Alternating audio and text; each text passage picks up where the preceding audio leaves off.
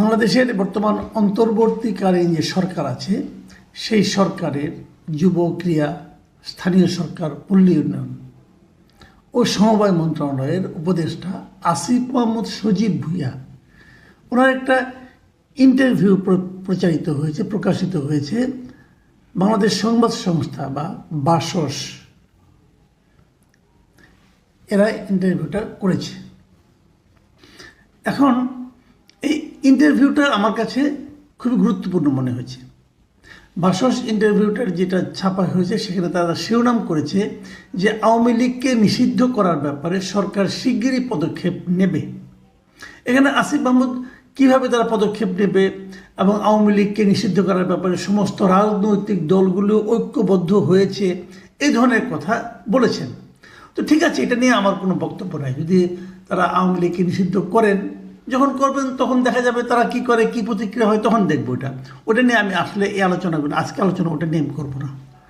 আজকে আমি যে আলোচনাগুলো করতে চাই ওনার দুটো প্রসঙ্গ নিয়ে। তার মধ্যে একটা হলো দাবি। উনি একটা জিনিস বলেছেন যে একটা দাবি হিসাবে, যে উনি বলেছেন যে একটা প্রশ্নের জবাবে উনি বলেছেন যে আমি মনে করি সাধারণ মানুষ কিংবা রাজনৈতিক দল যে বা যারাই হই না কেন আমরা এদেশের জনগণকে রিপ্রেজেন্ট করি। এই হলো তার বক্তব্য, যে আমরা যেই হই না কেন, আমরা রাজনৈতিক দল বা সাধারণ মানুষ হই, ওনারা মানে এই অন্তর্বর্তীকালীন সরকার যেটা, তারা নাকি দেশের জনগণকে রিপ্রেজেন্ট করেন। তো এই দাবিটা কিন্তু একটা বড় দাবি। দেশের জনগণ কিন্তু 18 কোটি জনগণ, পুরো জনগণকে ওনারা রিপ্রেজেন্ট করেন। এটা আমি কি করে বুঝবো? ওনাদের প্রত্যেকটা কর্মকাণ্ড কি জনগণ মেনে নিচ্ছেন? তাহলে দাবি দেওয়া নিয়ে মিছিল মিটিং হচ্ছে কেন? তাহলে আন্দোলনে আহতরাই বা মিছিল মিটিং করছে কেন? গভীর রাতে যে এনে প্রধান উপদেষ্টা বাসার সামনে বসে থাকছে কেন? ওনারা রিপ্রেজেন্ট করেন। এই রিপ্রেজেন্ট করার ম্যান্ডেটটা উনি কোথায় পেয়েছেন, কিভাবে পেয়েছেন? এই সমস্ত প্রশ্নগুলো কিন্তু আসে এবং আমার মনে হয় এটা একটু বেশি দাবি হয়ে গেল কিনা আমি জানি না। যাই হোক, এটা নিয়ে আমার তেমন কোনো বক্তব্য নেই। কীভাবে তারা রাজনৈতিক দলকে নিষিদ্ধ করবেন না, আইন কি আছে সেগুলিও উনি কিছু কিছু বলেছেন, সেগুলো কিছু ফাঁকফোকরও আছে। তারপরেও আমার এটা নিয়ে কোনো বক্তব্য নেই।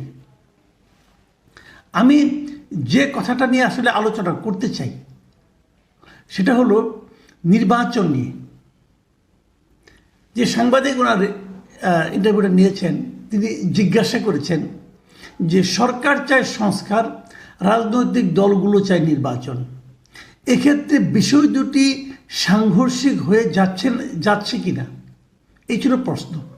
এই প্রশ্নের জবাবে মিস্টার আসিফ মাহমুদ বলেন যে না, মোটেই সাংঘর্ষিক নয়। এই বিষয়গুলোর পুরোটাই আমাদের সদিচ্ছার উপর নির্ভর করে।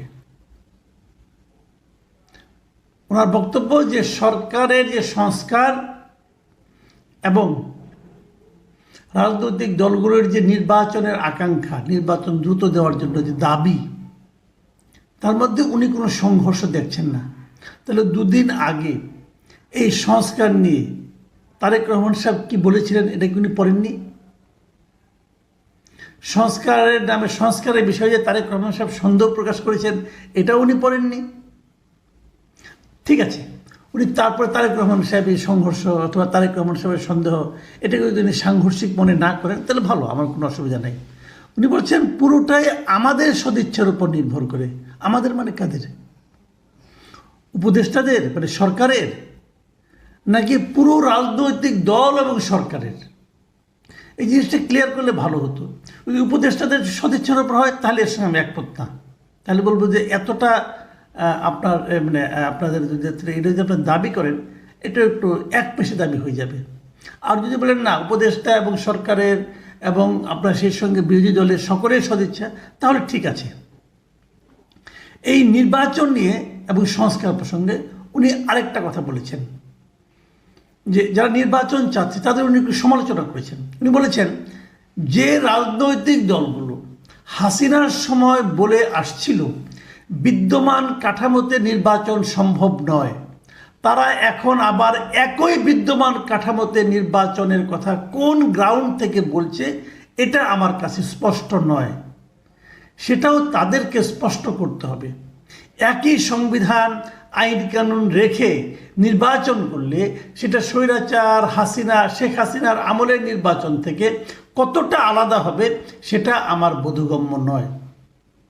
এই যে কথাটাই শেষ যে পুরো আমি একটা প্যারা পড়লাম আপনার, এটা হচ্ছে এই ইন্টারভিউয়ের সবচেয়ে গুরুত্বপূর্ণ বলে আমি মনে করি, এবং আমি আসলে এটা নিয়ে আলোচনা করতে চাই। আগের আলোচনাগুলো খুব একটা গুরুত্ব না দিলেও চলবে। এখন উনি কি বলছেন এখানে, যে আগের সময়ে মানে শেখ হাসিনার সময়ে রাজনৈতিক দলগুলো বলেছিল যে বিদ্যমান কাঠামোতে নির্বাচন সম্ভব নয়। ভাই সজীব, আপনি এই কথাটা কোথায় পেয়েছেন? তারা কি বলেছিল বলুন তো নির্বাচন নিয়ে? 7ই জানুয়ারির আগের পলিটিক্যাল পার্টিগুলোর দাবিগুলো একবার দেখুন, একবার দেখে আসুন। তারা যেটা বলেছিল যে তত্ত্বাবধায়ক সরকার ছাড়া নির্বাচন সম্ভব নয়, বিদ্যমান কাঠামোতে নির্বাচন সম্ভব নয়। এই কথাটা কে বলেছিল? কোথাও বলা হয়নি। কাঠামো কে চেঞ্জ করবে? কাঠামো কি একদিনে রাতারাতি চেঞ্জ হবে? তারা তত্ত্বাবধায়ক সরকারের অধীনে নির্বাচন চেয়েছিল। তত্ত্বাবধায়ক মানে কি?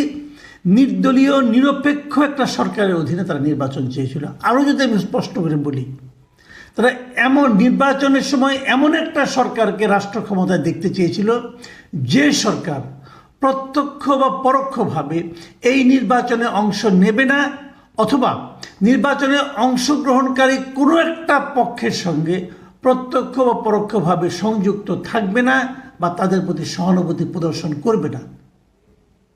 এরকম একটা সরকারের অধীনে তারা নির্বাচন চেয়েছিল।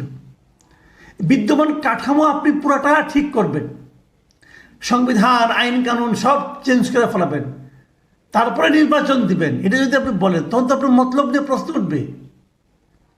এগুলো ঠিকঠাক করতে তো আপনার 1 বছর হবে না রে ভাই, 5-6 বছর লেগে যাবে। ততদিন আপনার ক্ষমতায় থাকবেন। ওই যে বলছেন যে আমরাই জনগণ, আমরা তাদের প্রতিনিধিত্ব করি, তাদের রিপ্রেজেন্ট করি, ওই দাবি দেয়া, এটা হয় না, এত সহজ না। আপনার যুক্তি সবাই মানবে না। আপনি যে রিপোর্টারকে ইন্টারভিউ দিয়েছেন সেও তার কাউন্টার কোশ্চেন আপনাকে করতে পারে নাই, তার মানে সবাই কাউন্টার কোশ্চেনটা করবে না তা কিন্তু নয়। প্রথমত প্রমাণ করতে হবে যে একটা নির্দলীয় নিরপেক্ষ তত্ত্বাবধায়ক সরকারের অধীনে নির্বাচনটা হবে, এটাই সবাই চায়। কাজেই আপনার কোনটা বোধগম্য নয়, আপনি তো বিষয়টাকে গুলিয়ে ফেলেছেন।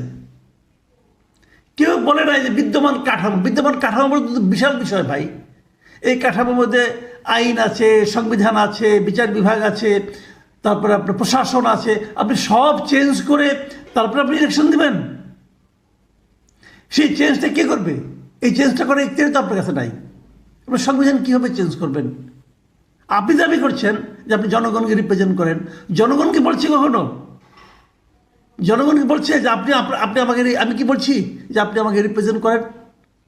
আমি তো বলিনি ভাই। আর এটা কি সারা দুনিয়া জোড়া কি এটা গ্রহণযোগ্য হবে?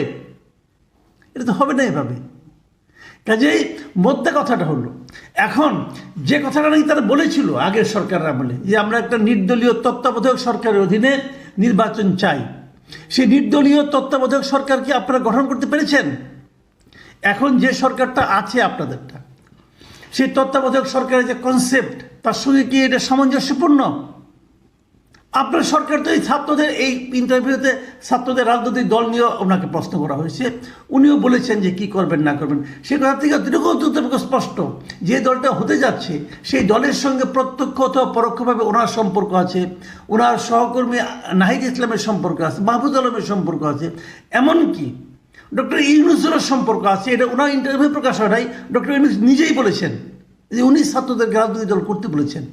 তো এই দলটার নিরপেক্ষতা নিয়ে তো প্রশ্ন উঠবে, যে কথাটা মির্জা ফখরুল ইসলাম আলমগীর বলেছিলেন, যদি এই সরকার নিরপেক্ষতা বজায় রাখতে না পারে তো নির্বাচনের সময় নতুন একটা সরকারের দরকার পড়বে। তাহলে হলোটা কি? আপনারা কীভাবে নির্বাচন অনুষ্ঠানের সময় সরকারে থাকবেন আমি কিন্তু বুঝতে পারি না। আর এটা কি পলিটিক্যাল পার্টিগুলো মানবে? আমার সেটা নিয়েও সন্দেহ আছে।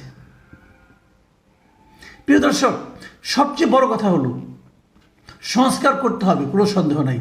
যে সমস্ত সংস্কারের কথা বলা হচ্ছে সেই সংস্কার প্রস্তাবগুলো কি যথাযথ হয়েছে? সংস্কার প্রস্তাবগুলো যারা তৈরি করেছে তাদের কোয়ালিটি তাদেরকে আপনাদের মার্ক ছিল? তাদের যোগ্যতাকে আপনাদের মাপ ছিল? এগুলো নিয়েও তো প্রশ্ন উঠেছে। সেই সংস্কার নিয়ে এত বাহাদুরি করার তো কোনো প্রয়োজন নেই। দেখি রাজনৈতিক দলগুলোর সঙ্গে যখন সংস্কারে বসবেন তারা কি বলে দেখি। তবে আমি মনে করি তার আগেই আপনাদের এই যে কথাগুলো, এগুলো আমার কাছে একটু একটু বাগাড়ম্বরপূর্ণ মনে হচ্ছে। প্রিয় দর্শক, আপনাদের কাছে কি মনে হয়?